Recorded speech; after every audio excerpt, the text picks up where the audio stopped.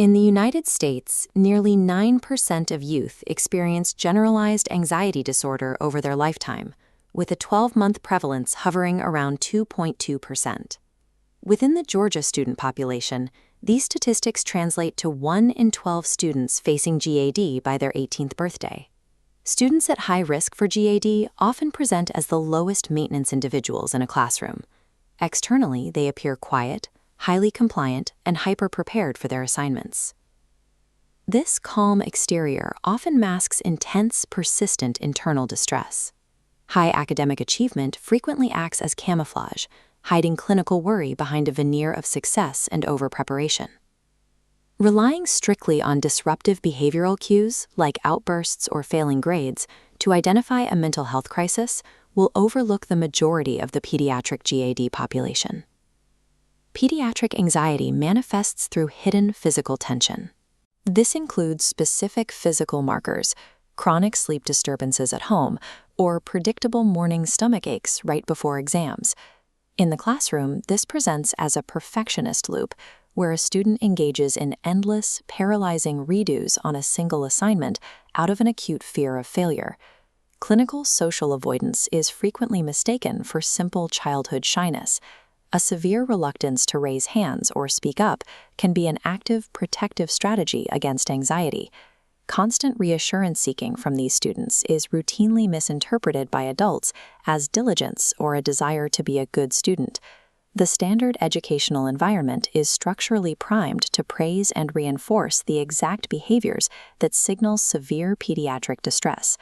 Correct identification requires an understanding of how the DSM differentiates between adult and pediatric GAD. The baseline requirement is identical for both: a persistent, hard-to-control worry across multiple areas, like school, family, or friendships, lasting for at least 6 months.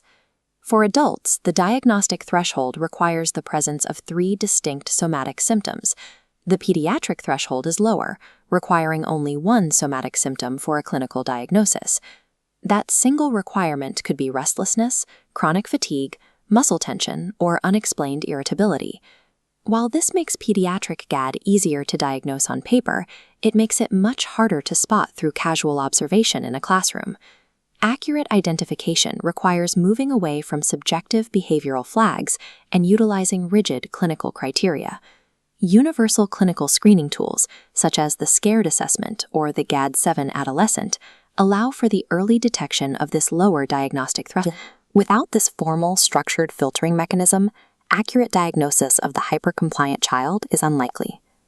Clinical intervention for GAD requires a specialized approach beyond standard school counseling check-ins. Evidence-based protocols include cognitive behavioral therapy, specifically the coping CAT protocol for younger children, and group CBT for adolescents. The efficacy of these treatments was established by the Child-Adolescent Anxiety Multimodal Study, or the CAMS landmark trial.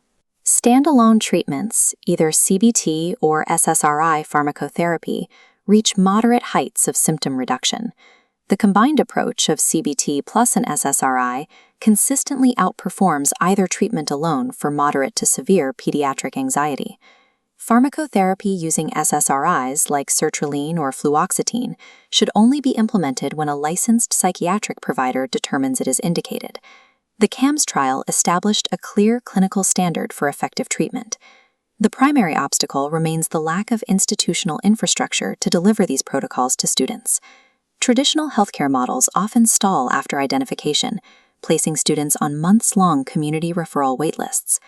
This delay introduces logistical friction.